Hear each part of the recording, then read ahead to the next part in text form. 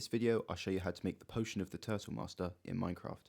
So you have to get yourself 5 turtle scoots and make these into a helmet. And take this to your brewing stand. You can place this in the top. And now you need an awkward potion. Click the card in the top right if you want to know how to make an awkward potion. We now have our potions. Now that our potions are brewed, as you can see, it's a slowness 4 but a resistance 3, and it lasts for 20 seconds. So if you want to upgrade this, you can stick a redstone dust in the top.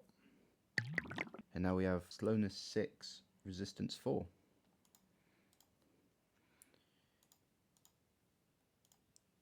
If we put some redstone in, we can make it last longer. So now they last 40 seconds. If we put them all in and put some gunpowder in, that'll turn them into splash potions.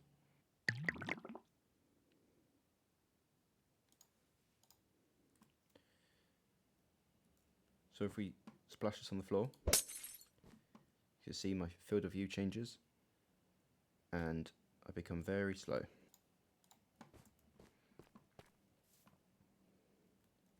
If I splash with the stronger one, I move even slower. This is me running. Thank you for watching the video. If you found it useful, please like and subscribe.